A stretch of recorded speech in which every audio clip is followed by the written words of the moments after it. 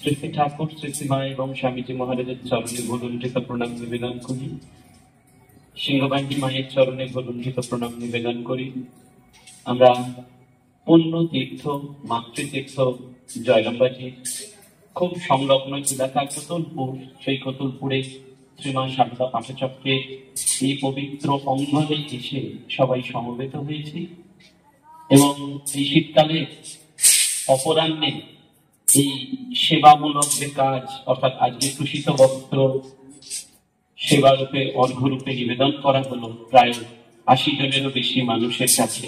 এবং তারপর এখানকার যিনি সম্পাদক মহারাজ, তার একান্ত নির্দেশ আদেশ যে একটু মাতৃ অনুধ্যান ঠাকুরমা স্বামীজির কথা স্মরণ করা। মায়ের এই কোলে এসে, কারণ জয়রামবাটি শুধু নয়, এই যে জয়রামবাটির সংলগ্ন সমস্ত এলাকাটাই তো মায়ের কোল। মা যখন কোল পেতে বসেন তখন তো শুধু একটা নির্দিষ্ট বৃত্ত থাকে না, অনেকটা বড় পরিসর থাকে। তো সেই পরিসরে মায়ের কথা বলা বা ঠাকুর মায়ের কথা বলা সত্যি পরম সৌভাগ্যের। আর আজকে আরেকটি বাড়তি পাওনা হলো যে অনেকদিন ধরে ইউটিউবে দেখতাম যে নীলুদা জয়রামবাটি এরকম একটা চ্যানেল হয়েছে, কিন্তু বুঝতে পারতাম না। তো আজকে তার সাথে সেই চ্যানেলের কর্ণধারের সাথে পরিচয় হলো, অত্যন্ত আনন্দ পেলাম।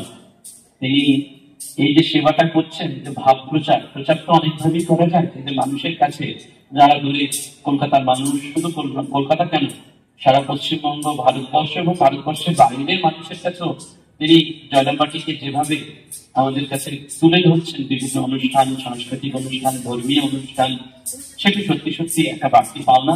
সেই জন্য নীলুদাকেও আমার আন্তরিক কৃতজ্ঞতা জানাই। আপনারা যারা এখানে উপস্থিত হয়েছেন তাদেরকেও আমার ব্যক্তিগতভাবে আন্তরিক সশ্রদ্ধ প্রণাম জানাই। আমরা মায়ের কথা বলতে গেলে তিনি বারবার আমাদের সামনে ভেসে ওঠে যে এই কয়েকদিন আগেই, প্রায় গত রবিবারই বলা যায়, আজকে শনিবার, গত রবিবার আমরা যুগ জননী, সংঘ জননী, জগৎ জননী মায়ের, আমাদের নরেনের জ্যান্ত দুর্গা, এই সব মিলিয়ে যা আমরা উপাধি দিই, বিশেষণ দিই না কেন, সেই আমাদের পরম আরাধ্যা মাতা ঠাকুরানীর ১৭২তম শুভ আবির্ভাব তিথি সারা পৃথিবী জুড়ে উদযাপিত হলো। স্বামী প্রেমেশানন্দ যে খুব সুন্দর করে মা সম্পর্কে বলতেন যে মা কে না, শ্রীরামকৃষ্ণ মেকার ওয়াজ মা শারদা। শ্রীরামকৃষ্ণকে বানালেন কে? শ্রীরামকৃষ্ণকে তৈরি করলেন কে? যিনি তৈরি করলেন তিনি হচ্ছেন যেন মা শারদা। অর্থাৎ শ্রীরামকৃষ্ণ নির্মাতা হচ্ছেন এই আমাদের যুগ জননী, জগৎ জননী মা শারদা। আর আমাদের এই সংসারী মানুষের জন্য মায়ের যেন পরম আশ্বাস বাণী, আশ্রয় বাণী, যে যদি বিফলতা আসে, আঘাত আসে, দুঃখ আসে, তাহলে জেনে রেখো তোমাদের আর কেউ না থাকুক, তোমাদের একজন মা রয়েছে। এই মা আমাদের কি দিলেন এই সংসারী মানুষের জন্য? আমরা প্রত্যেকেই জানি যে মায়ের করুণার কথা, মায়ের কৃপার কথা, মাতৃস্নেহ, সেগুলো নতুন করে আর বলতে হবে না। আপনারা অনেক বই পড়েন, অনেক কিছু শোনেন, কিন্তু মা বলে 4টি প্রার্থনা শেখাবেন। কেন প্রার্থনা? ঠাকুর বলছেন না প্রার্থনায় সব সম্ভব। কেন সম্ভব? ওই শ্রীমা বলছেন, শ্রীমা, যে বিধির বিধান খণ্ডন হয়ে যায় যদি তুমি তার শরণাগত হও। বাবা ভগবান তার নিজের কলম নিজে হাতে কেটে দেয়। আমরা তো সমস্ত ভাগ্য নিয়ে জন্মেছি, আমাদের পূর্ব সংস্কার নিয়ে জন্মেছি, এবং সেই কর্মফল আমাদের ভোগ করার জন্যই এই দেহটা। বলছেন বিধি বিধান কেটে যেতে পারে, তিনি তার নিজের কলম নিজে হাতে কেটে দেন যদি তুমি তার শরণাগত হও। এখন এই শরণাগত হওয়ার একটি, আমি অন্য কিছু চাই না ঠাকুরমা, স্বামীজি, আমি শুধু তোমাদেরই চাই, কারণ তোমরাই আমার আপনজন, নিজের জন, আপনার জন, ভালোবাসার জন। সেটি যেমন হয় তেমনি বলা হয় প্রার্থনা, prayer is the divine communication with god and me. অর্থাৎ আমি ভগবানের সাথে যখন কথোপকথন করি, সেটা কিন্তু তার মাধ্যমটা হচ্ছে প্রার্থনা। আমরা ভগবানের কাছে মন্দিরে গিয়ে বলছি, এমনি ঘরে বাইরে সবসময় আমরা প্রার্থনা করছি যে আমার এটা ভালো হোক, আমার এটা মঙ্গল হোক, আমার এটা সবকিছু আনন্দদায়ক হোক, সুখকর হোক। এটাই কিন্তু প্রার্থনা। ভগবানের কাছে যাই আমরা নিবেদন করছি সেটা ডিভাইন কমিউনিকেশন, ভগবানের সাথে আমাদের এই কথোপকথন হচ্ছে। তো মা আমাদের এই 4টি প্রার্থনার মন্ত্র শেখালেন। কি প্রার্থনার মন্ত্র শেখালেন? প্রথম বললেন যে তোমার মনে যেন কোনো কলঙ্ক না থাকে, কোনো দাগ না থাকে। আপনারা জানেন যে দক্ষিণেশ্বরী ঠাকুর লীলা করেছেন, আর লীলা সঙ্গিনী নহবতে দিনের পর দিন সেই ছোট্ট নহবতের ঘরখালিতে ঠাকুরের সেবা এবং নিজস্ব লীলা বিলাস করেছেন। তারপর তো সেটি লীলা। তো সেখানেও কিন্তু মা ওই জ্যোৎস্না রাতে চাঁদের দিকে তাকিয়ে প্রার্থনা করতে শেখাচ্ছেন আমাদেরকে, আমাদের জন্য, যে চাঁদা বাবা, তোমার গায়েও কলঙ্ক আছে, কিন্তু আমার মনে যেন কোনো কলঙ্ক না থাকে। আমার মনটা যেন স্পটলেস হয়। কেন না, এই শুদ্ধ মনের দ্বারাই ভগবানকে লাভ করা যায়। ঈশ্বর লাভ মনুষ্য জীবনের একমাত্র উদ্দেশ্য। কোন এই উদ্দেশ্য কি করে সফল হবে, কি করে আমরা ভগবান লাভ করবো? ঠাকুর একবার বলছেন কথামৃতে যে মনের দ্বারা তাকে পাওয়া যায় না, তিনি বাক্য মনের প্রতীক। কারণ আমরা আরতিতেও গাই না, নম নম প্রভু বাক্য মনাতীত মনোবচনই কাভা। তুমি বাক্য মনের অতীত, তোমাকে বাক্য দিয়ে কি বলবো? আমি যদি ভগবানকে এই যে এত কিছু বললাম, যুগ জননী, সঙ্গ জননী, জ্যান্ত দুর্গা, তাও কি বোঝানো যাচ্ছে? বোঝানো যাচ্ছে না। যে অনুভব করছে সে অনুভব, বাক্য দিয়ে তাকে বলা যাবে না ভগবানকে। মন দিয়ে তাকে বুঝতে পারবেন না, অনুভব করতে হবে। অনুভব করার জন্য সেই হৃদয়টা দরকার। কিন্তু বাক্য মন দ্বারা, ওই মনের দ্বারা তাকে পাওয়া যাবে না। আবার কথামৃতেই পাচ্ছি এই মনের দ্বারাই তাকে পাওয়া যাবে। তো আপাতত আমি বিরোধী মনে হচ্ছে না কথাটা, যে মনের দ্বারা তাকে পাওয়া যাবে না, আবার এই মনের দ্বারাই তাকে পাওয়া যাবে। কোন মনের দ্বারা তাকে পাওয়া যাবে না? অশুদ্ধ মনের দ্বারা তাকে পাওয়া যাবে না। কোন মনের দ্বারা পাওয়া যাবে? শুদ্ধ মনের দ্বারা পাওয়া যাবে। মনটাকে প্রথম শুদ্ধ পবিত্র করতে হবে। ভগবান স্বয়ং বলছেন, আমি অন্য কোথাও থাকি না। আমি কোথায় থাকি? আমি ভক্তের হৃদয়ে বাস। ভক্তের হৃদয় হচ্ছে আমার বৈঠকখানা। তেমনি দেখবেন আমরা বাড়ির ঘরটা যেমন পরিষ্কার করি, উঠোনটা যেমন পরিষ্কার করি, শোকেস যেমন পরিষ্কার করি, তেমনি মনটাকে পরিষ্কার করতে হবে। সেই জন্য মা চাঁদের কাছে প্রার্থনা করছেন, চাঁদেও কলঙ্ক আছে, কিন্তু আমার মনে যেন কোনো কলঙ্ক না থাকে। অর্থাৎ মা হচ্ছেন পবিত্রতা স্বরূপিণী। সেজন্য স্বামীজি তিনি যতবার মায়ের কাছে যাচ্ছেন ততবার কি করছেন? ওই গঙ্গা জলে মুখ শুদ্ধি করছেন, কারণ তিনি মায়ের কাছে যাচ্ছেন। দক্ষিণেশ্বরের এরকম একটি ঘটনা রয়েছে, আপনারা জানেন যে স্বামী বিবেকানন্দ নরেন্দ্রনাথ দত্ত তামাক খেতেন, ঠাকুর সেটা জানতেন। তো দক্ষিণেশ্বরে একদিন নরেন্দ্রনাথ এসছেন, তখন ঠাকুরের কাছে রয়েছেন ভবতারিণী। অর্থাৎ ভবতারিণী মানে উপেন্দ্রনাথ মুখার্জির স্ত্রী। তাকে ঠাকুর কোলে পিঠে মানুষ করেছিলেন। হাবি বলে, হাবি তার আসল নাম ছিল। সেই ভবতারিণী একমাত্র ঠাকুরের যেমন মানুষ পুত্র রাজা মহারাজ, তেমনি ভবতারিণী দেবীকে বলা হয় ঠাকুরের মানুষ কন্যা। তিনি ঠাকুরের কোলে চড়তে পারতেন, ঠাকুরের বুকের লোম ছিঁড়তে পারতেন। তো সেই ভবতারিণী দেবী তখন রয়েছেন। আর নরেন্দ্রনাথ দত্ত অর্থাৎ আমাদের স্বামীজি এই ভবতারিণী দেবী একটু কালো বলে তাকে শাকচুন্নি বলে খেপাতেন, আর পেছনে লাগতেন। বলতে যে শাকচুন্নি, আমাকে এক গ্লাস জল খাওয়া, তবে তোর ভালো বর জুটবে, নইলে তোর এইরকম কালো বর জুটবে। আর তোর সব ছেলেরাও সব কালো কালো কালো হবে। খুব রেগে যেত, বাচ্চা মেয়ে তো। একদিন এই নরেন্দ্রনাথ দত্ত দক্ষিণেশ্বরে এসে ভবতারিণী দেবীকে বলছেন যে, যা তো শাকচুন্নি, আমার জন্য একটু তামাক সেজে নিয়ে আস। তো গেছেন ভবতারিণী ছুটতে ভেতরে।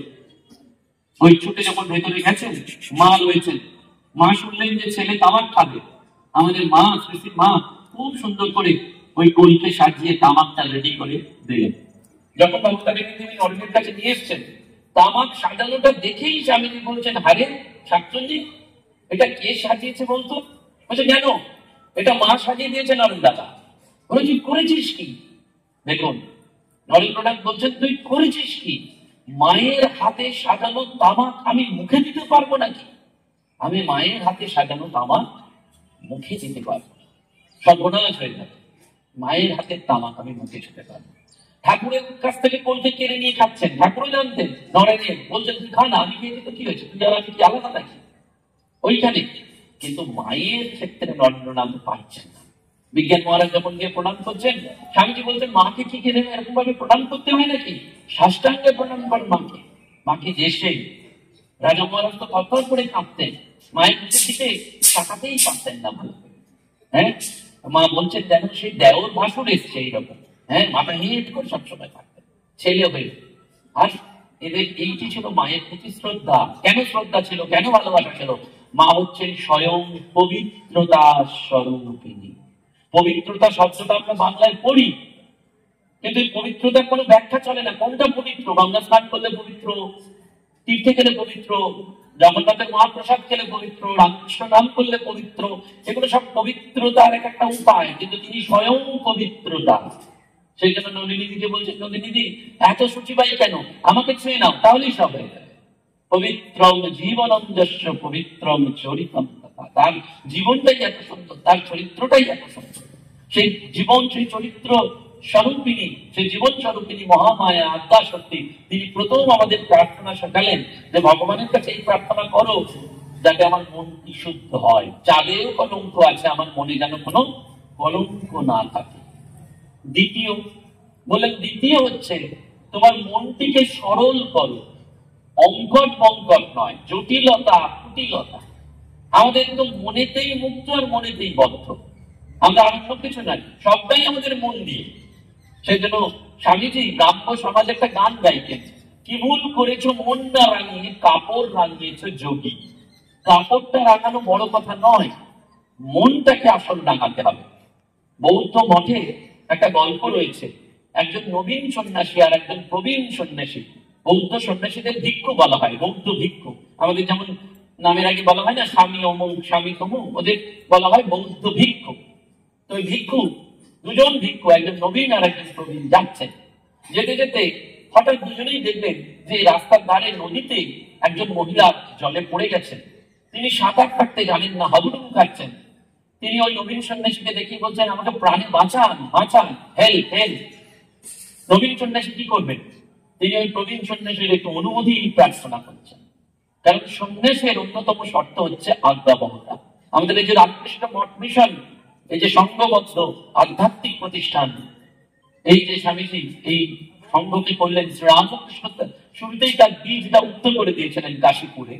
স্বামীজি শুধু ফর্মালাইজ করলেন, কিন্তু সেই সংঘের মূল কথাটা কিন্তু আজ্ঞাবহতা। দেখুন আমাদের সঙ্গেও রামকৃষ্ণ মিশনের সন্ন্যাসীদের দেখবেন জুনিয়র সন্ন্যাসীরা সিনিয়রদের মানে, যে যত বড়ই পদ হন না কেন, কিন্তু সিনিয়র সন্ন্যাসীকে দেখলেই তারা নত হন, তাদের কথাই, তাদের আজ্ঞাই হচ্ছে শেষ কথা। এটা আমাদের সংসারেও ছিল এক সময়, এখন আর নেই। বাড়িতে বাড়িতে সেই জন্য এত ডিভোর্স হচ্ছে, এত গন্ডগোল হচ্ছে। দেখবেন আগে বাড়ির কি ছিল, বাবা মা, তার উপরে ছিল দাদু ঠাকুমা, তারা কর্তা, সবাই ভয় পেত। বাড়ির বড় কর্তা কি বলবে, কর্তা যা বলবে সেটাই। এখন বাড়িতে সবাই আমরা কর্তা, আমরা সবাই রাজা আমাদের এই রাজস্থানে, কেউ কারোর কথা মানছে না, কেউ কারোর কথা মানছে না। তো নবীন সন্ন্যাসী প্রবীণ সন্ন্যাসী বলছেন, আমি কি করবো, এই রমণী পড়ে গেছে, আমি জল থেকে বাঁচাবো না বাঁচাবো? প্রবীণ সন্ন্যাসী বলছে, তুমি সন্ন্যাসী, তুমি স্ত্রীলোককে স্পর্শ করবে? কখনো না, তুমি চলে এসো। নবীন সন্ন্যাসী ওর কথা শুনে এগোলেন খানিকটা, কিন্তু তার একটা হৃদয়ে একটা প্রশ্ন উঠলো যে একজন মহিলা, একজন মা, তিনি জলে ডুবে যাচ্ছেন, আমি তাকে জল থেকে তুলে বাঁচাবো, আমি বাঁচাতে পারবো না। স্বামীজির একটা কথা আছে, if there is a conflict between heart and head, you must follow heart. তোমার যদি মস্তিষ্ক আর হৃদয়ের মধ্যে কখনো সংঘর্ষ আছে, তাহলে তুমি সবসময় হৃদয়ের কথাটা ফলো করো। হৃদয় মানে কিন্তু মন নয়, হৃদয়। হৃদয় আর মনের মধ্যে তফাৎ আছে, সেটি ব্যাখ্যায় আমরা যাবো না, সময় একটু কম। কিন্তু হৃদয়ের কথা, হৃদয় যেটা বলছে, তোমার ভেতর যেটা বলছে, সোল যেটা বলছে। কারণ বুদ্ধি যেটা যুক্তি দিয়ে অনেক সময় গন্ডগোল করে দেয়, কিন্তু হৃদয় অনেক সময় আবেগের দিক থেকে বলে, সেইটাকে আমাদের প্রাধান্য দিতে হয়। তো নবীন সন্ন্যাসী শুনলেন না, ঝাঁপিয়ে পড়লেন, ওই রমণীকে জল থেকে তুললেন, বাঁচালেন। তারপরে দুজনে আবার পথ চলতে শুরু করলেন।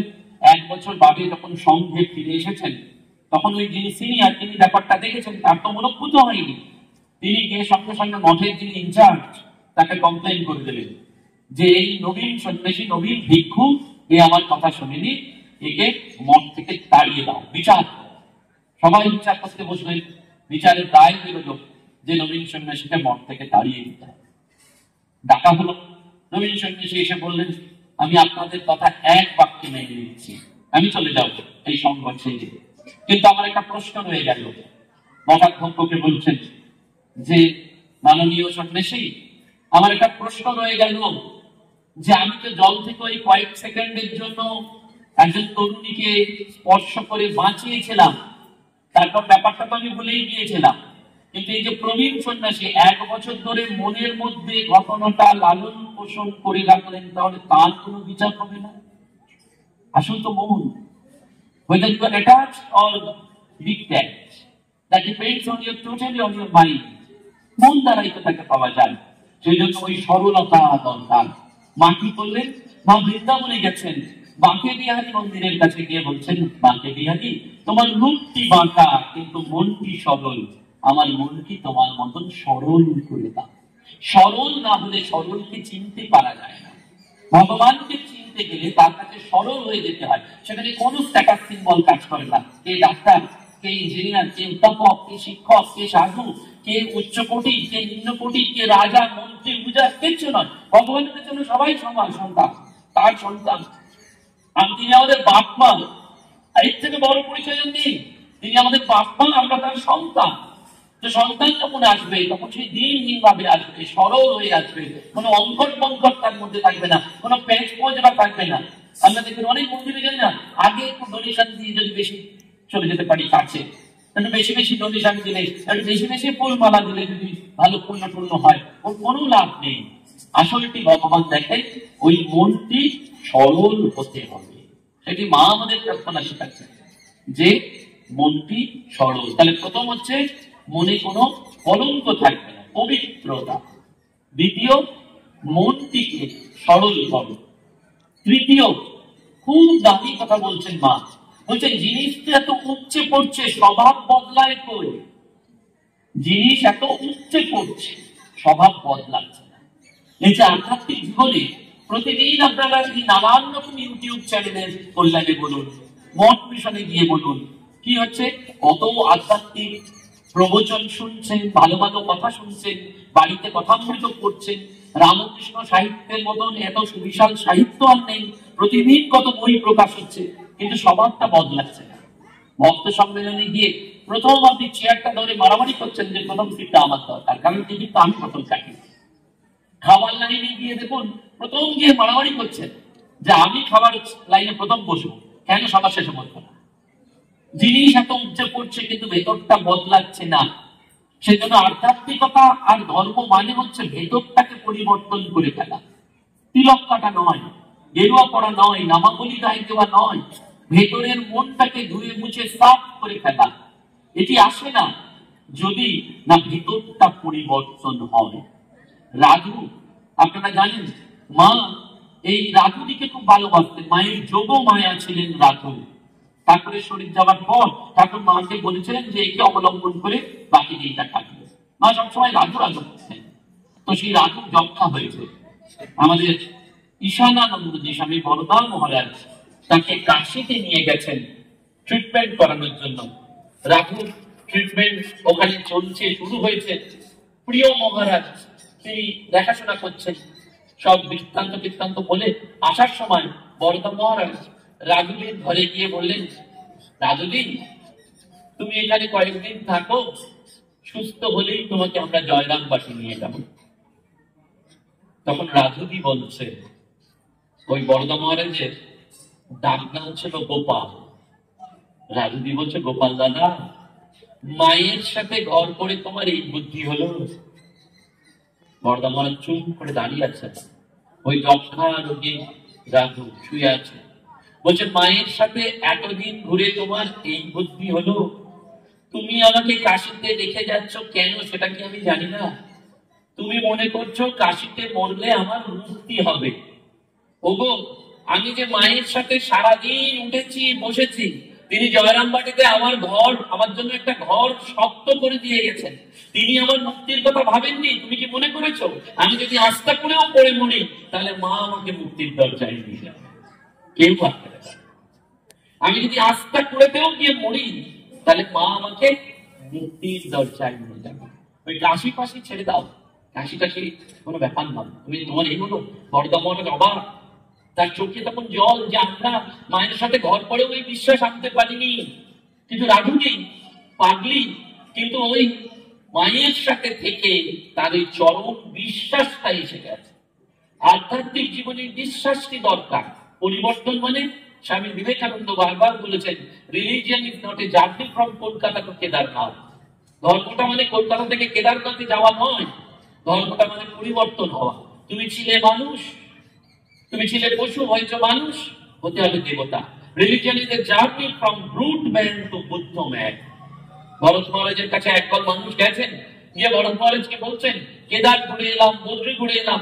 ভরত মহারাজ সঙ্গে সঙ্গে বললেন, কেদার বদ্রী ঘোরার আগে যে মন ছিল, কেদার বদ্রী ঘুরে এসেছে, মনটার পরিবর্তন হয়েছে কি? যদি মনটা না পরিবর্তন হয় তাহলে কেদার বদ্রী ঘোরা বৃথা। কেদার বদ্রী ঘুরে কোনো লাভ নেই। মনটার পরিবর্তন মানে এই যে আশপাশের মানুষগুলো রয়েছে, আপনি তাদের কথা ভাবছেন না, তাদের জন্য কোনো চিন্তা নেই, কোনো লাভ নেই। মন্দিরে শুধু ভগবানকে পুজো করছে না, সামনে যে চলমান ঈশ্বর রয়েছে, জীবন্ত ঈশ্বর রয়েছেন, তাদের স্বামীজি সেইটি নবপথ দিয়ে গেলেন, এই যুগের মুক্তির নতুন বার্তা দিয়ে গেলেন। বহুরূপে সম্মুখে ছাড়ি তোমার, কোথা খুঁজিছ ঈশ্বর? তুমি ঈশ্বর ঈশ্বর করে কোথায় দৌড়ে বেড়াচ্ছ? জীবে প্রেম করে যেই জন, সেই জন সেরেছে ঈশ্বর। মানুষকে ভালোবাসো, মানুষের থেকে বড় ভগবান আর নেই, মানুষের থেকে বড় ঈশ্বর আর নেই। সেটা তখনই সম্ভব হবে যখন আপনার মনটা পরিবর্তন হবে। সেই জন্য মা বললেন, জিনিস তো এত উচ্চে পড়ছে, কিন্তু স্বভাব বদলায় তো, স্বভাব বদলাচ্ছে না। মাস্টারমশাই শ্রীমদ দর্শনে পরিষ্কার বলছেন, ঠাকুর কাশীপুরে নিত্যদিন প্রায় চৈতন্যের কথা বলতেন। দক্ষিণেশ্বরে ভক্ত সঙ্গের বারবার বলেছেন যে সমস্ত জিনিসের মধ্যে মৃত্যুর ছাপ লেগে রয়েছে, তবু মানুষ সচেতন নয়। ঠাকুর বক ধার্মিকের গল্প বলতেন, একটা বক খুব সুন্দর করে যাচ্ছে, জলাশয়ের মাছ দেখতে পেয়েছে, বকটা যাচ্ছে কেন না, মাছটা যেই উঠবে ভেসে, বকটা ছোঁ করে মারবে। আর ওই বকটাকে মারার জন্য পেছন পেছনে একটা সাপ, সেও আসছে, ওই বকটাকে মারবে বলছেন। আর তার পেছনে একটা ব্যাগ, সে দোল দিয়ে দাঁড়িয়ে রয়েছে। ঠাকুর বলছেন বক ধার্মিকের গল্প বলছেন, যেই জলাশয়ের মাছটা ভেসে উঠলো, বকটা ঝপাত করে গিয়ে ওই মাছটাকে ধরলো। যেই বকটা লাফ দিতে গেল, সাপটা গিয়ে ছবল মারলো বকটাকে, আর ব্যাগের টিপটা গিয়ে পড়লো সাপের মাথায়। বলছেন সমস্ত জিনিস জগতে এই মৃত্যুর ছাপ লেগে আছে, তুমি আমি জানি না কার কখন সময় হয়ে গেল। বারে বারে আসা তো আর হবে না। গানে রয়েছে, একটাই জীবন, অবতার যখন আসেন তখন এই জীবনটাকে তিনি খুব সোজা করে দেন, ধর্মপথটাকে সোজা করে দেন, সহজ করে দেন এবং সুযোগ করে দেন। প্রচুর সুযোগ, অ্যাম্পল অপরচুনিটি। আমরা সেই অপরচুনিটিটা কাজে লাগাচ্ছি না। কিচ্ছু নয়, বাড়ির কাজের লোকটার কথা ভাবুন, আশপাশের মানুষগুলোর কথা ভাবুন, যারা খেতে পাচ্ছে না, যাদের কাছে একটু একবেলার খাবার দিতে পারলেও অনেক। আমরা জন্মদিন সেলিব্রেট করি, কেক কেটে, বড়দিনে কেক খাই, 1 জানুয়ারি কেক খাই পরিবারের মধ্যে। কখনো ভাবি না যে ওই একটা কোনো অনাথ আশ্রমে গিয়ে, কোনো গ্রামের গরিব মানুষের মধ্যে গিয়ে সেই কেক কেটে সেলিব্রেট করি। সেলিব্রেশনই হবে, উৎসবই হবে, কিন্তু জগতের এই আনন্দ যজ্ঞে আমার নিমন্ত্রণ। কেন? বারে বারে আসা হবে না, আমার সুযোগ নেই। আমার হাতে অল্প দিনের সুযোগ আছে, কত বছর বাঁচবো জানি না, কালকে মরে যাবো কিনা জানি না, আজকে রাত্রে একটু বাদে মরে যাবো কিনা জানি না। প্রত্যেকে দেখলেন, বকের পেছনে সাপ, সাপের পেছনে ব্যাগ, মাছ, সবাই চেন নিয়ে দাঁড়িয়ে আছে, প্রত্যেকে ওই মৃত্যুর ছাপ রয়েছে। আমরা তো বুঝতে পারছি না, আমাদের মনটা বদলাচ্ছে না। এই ধর্মজীবনের কথা হচ্ছে মনটিকে বদলানো। মা বলছেন সেই জন্য স্বভাব বদলাচ্ছে না। শুনছি, এখান দিয়ে শুনছি, ওখান দিয়ে বাদ করে দিচ্ছি। আমাদের অবস্থা কিরাম? বাড়ির শাশুড়ি বৌমা জানেন তো, যে বৌমা যা বলে হাজবেন্ড তাই এনে দেয়, আর শাশুড়ি যা আনতে বলে ছেলেকে, অর্থাৎ ছেলের মা, বৌমার শাশুড়ি, ছেলে কোনোদিন অফিস থেকে আসে না। তাই একদিন মা জিজ্ঞেস করছে তার নিজের ছেলেকে যে, আরে আমি তোকে অফিস যাওয়ার সময় যা বলি তুই আনিস না, আর বৌমা তোকে যা বলে ঠিক তুই নিয়ে চলে আসিস সন্ধ্যেবেলায়, ব্যাপারটা কি? তখন ছেলে বলছে, মা এটাই তো আমার দোষ নেই, তোমার দোষ। বলছে আমার দোষ কেন, আমি কি করলাম? বলছে, মা তুমি যখন বলো সকালবেলায় বলো, তখন আমি অফিস বেরোনোর তাড়া থাকে, আমি জুতোর ফিতে বাঁধি, আমার দুটো কানই খোলা থাকে, আমি এখান দিয়ে ঢোকাই, ওইখান দিয়ে বার, কোনোটাই মাথায় থাকে না, মনে যায়। কিন্তু তোমার বৌমা চালাক, বুদ্ধিমতী। বৌমা, আমি যখন রাত্রে শুতে যাই তখন আমার একটা কান বালিশে চাপা থাকে, বৌমা অন্য কানে বলে, যার ফলে এদিক দিয়ে আর বেরোতে পারে না, ওটা ভেতরে ঢুকে যায়। পরের দিন আমি আবার হাতে করে নিয়ে চলে আসি। দেখুন ঘরে ঘরে তাই হচ্ছে না, love at first night, divorce at first sight হয়ে যাচ্ছে একদম। প্রথম রাত্রে যত ভালোবাসা, তারপরের দিনই বলি মনে হচ্ছে না। কেন? ওই স্বভাবটা বদলাচ্ছে না। সেই জন্য ঠাকুরের সব দেখে দেখে বলছেন এই সংসারে কিচ্ছু নেই, আমলা অম্ল মাটি চামড়া শুন কিচ্ছু নেই, অল আর বে। তোমাকে ওই ঠাকুর মা স্বামীজির স্বরূপ নিতে হবে, ওই তৃতীয়। সেই জন্য স্বভাবটা বদলাতে হবে। প্রতিটি মুহূর্তে আমাদের কাছে একটা সুযোগ সেবা করা। আমি যেমন এইটি কথা বললাম, তেমনি আবার মায়ের জীবনটিও দেখুন। মা মহম্মদে রয়েছেন, ঠাকুরের মা চন্দ্রমণি দেবী তখন দক্ষিণেশ্বরে রয়েছেন, বয়স্ক শাশুড়ি। আর মা মহাবতে রয়েছেন, কত কাজ সারাদিনে। ঠাকুরের তো ভাই কর্মজের অন্ত ছিল না, যে নরেন এই খাবে, রাখাল এই খাবে। তারপরে তো আরো সব মায়ের যারা সঙ্গী সাথীরা ছিলেন তাদের জন্য সেই ভোর রাত্রে উঠে শৌচে যেতেন, আবার রাত্রিবেলায় শৌচে যেতেন। সারাদিন একজন মহিলা শৌচে যাচ্ছেন না, কত কষ্ট করে তিনি রয়েছেন ওই ঘরে। নহবতের ওই ছোট্ট ঘরের মধ্যেই রান্নার ব্যবস্থা, ওপরে শিখেতে যে খাবার পত্র ঝুলছে, মা শুয়ে আছেন, তার সাথে নলিনী কখনো কখনো অন্য সব সঙ্গিনীরা যাচ্ছেন, সব তাদেরকে তিনি অ্যাডজাস্ট করছেন, অ্যাকোমোডেট করছেন। কিন্তু তারই মধ্যে ঠাকুরের মায়ের চন্দ্রমণি দেবীর একটা বাতিক ছিল, বয়সকালে তো মাঝে মধ্যেই বৌমা বৌমা করে ডাকতেন। যতবার ডাকতেন মা দৌড়ে, হাতের কাজটা ফেলে রেখে যাচ্ছে না, যতবার যাচ্ছেন নহবতের ওই যেতে গিয়ে মাথা ঠুকে যাচ্ছে, যতবার যাচ্ছেন মাথা ঠুকে যাচ্ছে। ঘরের চালটা তো ছোট, কেউ কেউ মাকে বলছে যে আরে মতো বুড়ি ডাকছে, তুমি এত তাড়াতাড়ি করছো কেন, একটু পড়ে গেলে তো হয়, ধীরে সুস্থে। মা বলছে তা কি হয়, শাশুড়ি বলে কথা, সে যে মাতৃ তুল্য, তার সেবা করবনি। এই মায়েরও দৃষ্টিভঙ্গি দেখুন।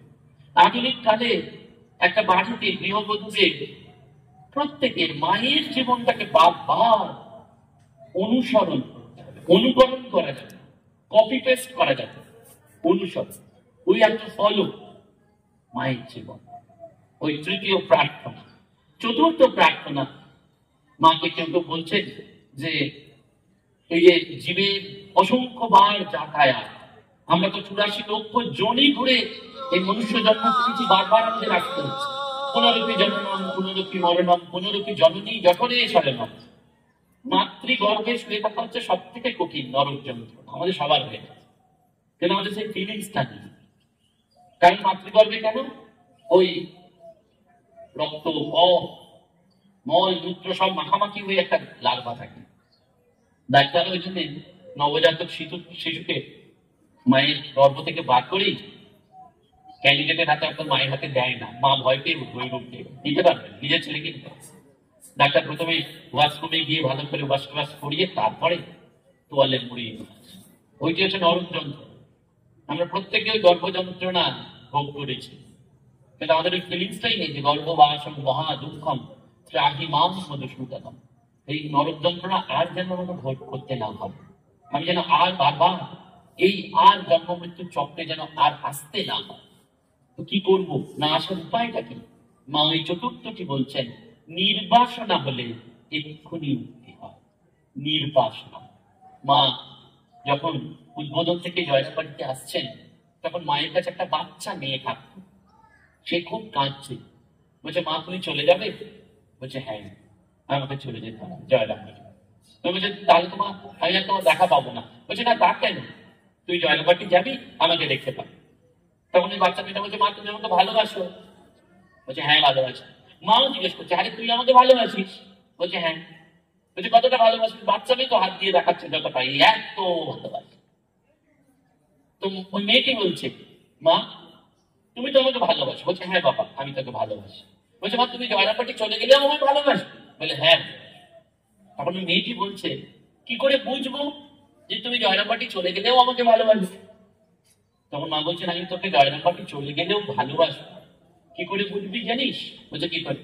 বলছে আজকে থেকে বাড়িতে গিয়ে ছোট বড় কারুর কাছে হাত পেতে কিছু চাইবি না, কারুর কাছে কিছু চাইবি।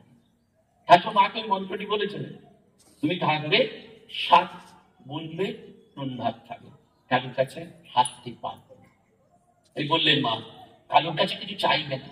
এই জগতে চাইলেই তুমি ছোট হয়ে যাবে, সেখানে বলছেন স্বামী বলো, পুত্র বলো, কারোর কাছে কিছু চাইবে না।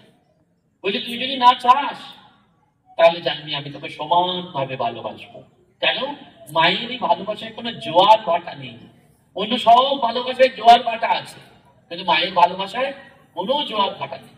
মায়ের ভালোবাসা সব সময় সমানভাবে পন্ডু ধারার মতন বয়ে চলেছে। সেই জন্য মা বললেন, বাবা বাসনাই তো আমাদের এই যাতায়াতের মূল কারণ। বারবার আমরা নানান কিছু বাসনা, একটা গাড়ি ভালো লাগছে না আরেকটা গাড়ি, একটা বাড়ি ভালো লাগছে না আরেকটা বাড়ি, ব্যাংকের ব্যাংক ব্যালেন্স সন্তুষ্ট নই, আরো আরো বারবার দেখছি ফিক্সড ডিপোজিটের ইন্টারেস্ট বাড়ছে না কমছে, বারবার আমরা অ্যাকাউন্ট মেলাচ্ছি, বারবার ভাবছি জীবনে কি হবে। তার উপর ছাড় না, দেখো না, তিনি তো বারবার বলে গেছেন যে অনন্য চিন্তা নয় আমার স্মরণ করে, শেষের দিন এসে আমি তাকে রক্ষা করি। It's my promise, it's my commitment. সেই জন্য বারবার বলছেন, মা যখনই দুঃখ পাবে, আঘাত আসবে, বিফলতা আসবে, তখন আর কেউ না থাকুক, কাউকে দরকার নেই, জেনে রেখো তোমার একজন মা রয়েছে। কেউ কেউ জিজ্ঞেস করছেন মাকে গিয়ে যে মা জীবনে কি পেলাম? মা সঙ্গে সঙ্গে বলছেন, ভেবে দেখো তো, কিচ্ছু পাওনি জীবনে। বলছেন কই কি পেলাম জীবনে? কিছুই তো, ঘর বাড়ি হলো না, টাকা পয়সা হলো না, এত কিছু। সঙ্গে সঙ্গে মা নিজেকে তাকিয়ে দেখে বলছেন, কেন এরকম একজন মা পাওনি? এটা কি জীবনে পাওয়া নয়? আমরা কি সত্যি পুণ্য নয়, পুণ্যবান নই যে আমরা এই যে রামকৃষ্ণ মঠ মিশনের ঠাকুরের নাম পেয়েছি, মায়ের নাম পেয়েছি, আমাদের গুরু মহারাজরা প্রত্যেকে ঠাকুর মায়ের চরণে আমাদেরকে উৎসর্গ করেছেন? এটা কি বড় পাওনা নয়? এর থেকে বড় পাওনা কি? আমরা এই টাকা নিয়ে কি করবো? মরলে তো দেশ স্বেচ্ছায়, মা বলেছেন, তুমি মরলেও দেশ স্বেচ্ছায়, আর একটা মোটা লোক মরলেও দেশ স্বেচ্ছায়। শহরের থেকে 40 মিনিটের একটা ইলেকট্রিক চুল্লিতে সব শেষ হয়ে যায়, অনলি 40 মিনিট। পূজনীয় মোক্ষ প্রাণামাতাজি বলতেন, এসেছো দিগম্বর, যাবেও দিগম্বর, মাঝে কয়েকদিনের আরম্ভ। তাহলে আমাদের এই বাসনা, শাস্ত্র বাসনা, দেহ বাসনা, সমস্ত বাসনা শূন্য হতে হবে। যদি বাসনা শূন্য হয় তাহলে এক্ষুনি হয়। মা এই প্রার্থনা শেখালেন, তাহলে আমরা করবো কি করে, ইমপ্লিমেন্ট করবো কি করে? শুধু প্রার্থনা করবো? নিশ্চয়ই তার সাথে নিজের জীবনে তো কিছু করতে হবে। সেটিও বলছে প্রথম সৎসঙ্গে মেশো। যেমন এই উপনিষদ আছে না, কঠ উপনিষদ, কেন উপনিষদ, মান্ডক্য উপনিষদ, সারদা উপনিষদের 4টে মহাবাক্য। উপনিষদের মহাবাক্য আপনারা জানেন, অয়মাত্মা ব্রহ্ম, প্রজ্ঞানম ব্রহ্ম, তত্ত্বমসি, এই যে রয়েছে বেদান্তের কথা। মা আমাদের সেই বেদান্তের মতন সারদা উপনিষদের 4টি মহাবাক্য বলে দিয়ে গেলেন। কি বললেন? প্রথম সৎসঙ্গে মেশো। A man is known by the company he leaves. একটা মানুষকে সব থেকে ভালো চেনা যায় কে সে কার সাথে ওঠা বসা করেছে। আপনাদের দায়িত্ব এই আশ্রমে নিত্য আসা যাওয়া, যারা নিত্য সৎসঙ্গ। এখানে যারা আকাশ বাতাস একটা স্পিরিচুয়াল ভাইব্রেশন রয়েছে, সেটাকে উপলব্ধি করতে হয়, সেটাকে যাকে বলে চেটে ফুটে আহরণ করতে হয়। এই ভাইব্রেশনটা না এলে, না স্থির হলে ওই ভাইব্রেশনটা বুঝতে পারবেন না। এটিকে তন্মাত্রা বলে, যোগটা যোগ যুক্ত হয়। সেই জন্য বলছেন সৎসঙ্গে মেশো। যত ভালো সঙ্গ আছে বারবার শুনুন, বই পড়ুন, মহারাজদের কাছে যান, সঙ্গ করুন, ভালো মানুষরা একসাথে মিশে স্টাডি সার্কেল করুন, এটি দরকার। সৎসঙ্গে মেশো মা বলছেন। আমরা সকলেই জানি সৎসঙ্গে স্বর্গবাস, অসৎসঙ্গে নরকবাস। 2 বলছেন ক্রমে ভালো হতে চেষ্টা করো। তুমি কালকে যতটা ছিলে আজকে একটু চেঞ্জ করো। তোমার খুব রাগ হচ্ছে, তুমি একটু চেষ্টা করো না ঠাকুর মায়ের কাছে সে রাগটা কমাতে পারছো কিনা, লোভটা কমাতে পারছো কিনা, মানুষকে মিথ্যে কথা বলতে সেটা কমাতে পারছো কিনা। একটু একটু করে পরিবর্তন করো। জাপানি ম্যানেজমেন্ট টেকনিকে এটিকে বলে কাইজেন, ধীরে ধীরে পরিবর্তন হওয়া। যখন এই কতুলপুর আশ্রম ছিল তখন এটি কি ছিল? মহারাজ বলছিলেন জঙ্গল। আজকে মন্দির, অফিস ঘর, সাধু নিবাস, গেস্ট হাউস, এই যে দোল্লা বসেছে, আরো কত কিছু। এই যে মায়ের কৃপা, মায়ের এখানে চরণ চিহ্ন, মা এসে কৃপা করে পদার্পণ করেছেন, সেই চরণ চিহ্ন রক্ষিত আছে। তার মানে কি? ওই যে ক্রমে ক্রমে ভালো হতে চেষ্টা করবে, একটু একটু একটু একটু করে ভালো হতে চেষ্টা। 3 বলছেন ঠাকুরকে ধরো। এই সংসারে দুঃখ বাধা বিঘ্ন ভয় এই সংসারে সবার হয়, কিন্তু তিনি যদি ঠাকুরকে ধরে থাকে কেউ, তাহলে সেই দুঃখ বাধা বিঘ্ন ভয় সব উতরে যায়, কোনো কিছু তার গায়ে লাগে না, সব তার উতরে যায়। কোনো কিছু গায়ে লাগে না। ঠাকুরের অন্যতম ভক্ত ছিলেন দেবচন্দ্র মিত্র। পকেটে 200 টাকা নিয়ে বেরিয়েছেন কলকাতার বাসে, পকেট মারি হয়ে গেছে, বাগবাজারে নেমে পড়েছে, খুব কাঁদছে ঠাকুরের কাছে যে ঠাকুর আমি কি করব, আমি যে লোকের কাছ থেকে 200 টাকা ধার করে নিয়ে বেরিয়েছি তাকে ফেরত দেবো কি করে, আমার তো দেওয়ার ক্ষমতাও নেই। এই আন্তরিক ব্যাকুল হয়ে ঠাকুরকে কাঁদছেন। ভগবান শ্রীরামকৃষ্ণ বললেন না, তিনি পিঁপড়ের পায়ের নুপুরের ধ্বনি শুনতে পান। তোমার প্রার্থনা শুনছেন না, সব শুনছেন। তিনি পিঁপড়ের পায়ের নুপুরের ধ্বনি শুনতে পান। চন্দ্র যখন আন্তরিক কাঁদছেন হাউ হাউ করে ওই বাগবাজারে ঘাটে বসে, তখন হঠাৎ কোথা থেকে যেন একটা ফ্ল্যাশ, দৈব বাণী ঝলক হলো, এত কাঁদছিস কেন, সামনে ওই ইটটা তুলে দেখ না, ওতেই তো টাকা রাখা। যখন শুনলেন তার শরীরটা শিহরিত হলো। আর এরকম অনেক উপলব্ধিমান মানুষ রয়েছেন। আমি গতকাল সল্টলেকে আমাদের ভাবপ্রচার পরিষদের একটি আশ্রমে গিয়েছিলাম। 2020 সালে কোভিডে যখন দুর্গাপুজো হচ্ছে, তখন সেই আশ্রমে ওই যে নিত্য থাকে আর কি, একজন হয় না, কোনো সেখানে সাধু নেই, একজনই ওয়ার্কার, সে থাকে। তো ভোরবেলায় 5টা 20-তে সন্ধি পুজো, 5টার সময় লক্ষ্য গেছে যে সন্ধি পুজোর 108 পদ্ম নেই। তিনি ওই আশ্রমে যিনি সেক্রেটারি তাকে ফোন করেছেন। সেক্রেটারি তো শর্ট লেগে বুঝতেই পারছেন, একে ওকে ফোন করছে, কাউকে বলছে গাড়ি নিয়ে চলে যাও, হাওড়া মার্কেট নিয়ে আসতেই হবে মায়ের পদ্ম, কি করবে। আবার এটাও ভাবছেন যে 5টা 20-তে সন্ধি পুজোয় হাওড়ায় গাড়ি যাবে আসবে, পদ্ম নিয়ে তো সময় চলে যাবে, সন্ধি পুজোর কত সময় হয় না। তো ওই যে ওয়ার্কার সে নিচে পায়চারি করছে, ফোন করছে, একে তাকে আগত তোমার কাছে পদ্ম ফুল আছে, যদি এদিক ওদিক করে হয়। বলছেন হঠাৎ দেখলাম একটা নিয়ে পড়া বুড়ি টুকটুক করে হাঁটতে হাঁটতে ওই ভোরের শীতে সকালে 5টা 10-15 হবে, ওই ভদ্রলোক বলছে না তার চোখে জল আসছে, তার শরীরটা কাঁপছে।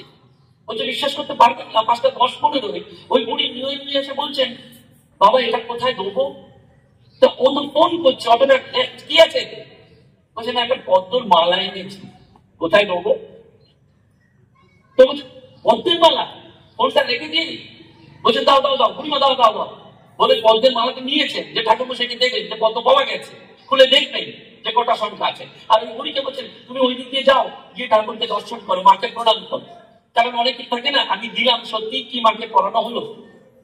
ওই ওয়ার্কার বলছে যে আমি দৌড়ে গিয়ে গিয়ে ঠাকুর মশাইকে যখন মালাটা খুললাম, দেখলাম বলে উনি 108 পদ্মের মালা, 108 পদ্ম এসে গেল। আর দৌড়ে ছুটে গিয়ে আমি বুড়িমাকে যখন দেখতে গেলাম, দেখলাম ওই চত্বরে আর কোনো বুড়িমা নেই, স্বয়ং জগৎজননী। ওই 2020 সালেও করোনার সময় সে নিজে হাতে নিজের পুজোর ফুলটি দিয়ে যেতে পারেন। ওই দেবচন্দ্র মিত্রের গায়ে শিহরণ হচ্ছে। ঠাকুর বলছেন ওই ইটটা তুললাম, দেখলাম ওই ইটটা তুললেন দেবচন্দ্র বাগবাজারের মানের ঘাটে, তুলে দেখছেন ঠিক গুনে গুনে 200টি টাকাই আছে। তিনি নিত্য কল্পতরু, একদিনের কল্পতরু নন, 1 জানুয়ারি ঠাকুর নন।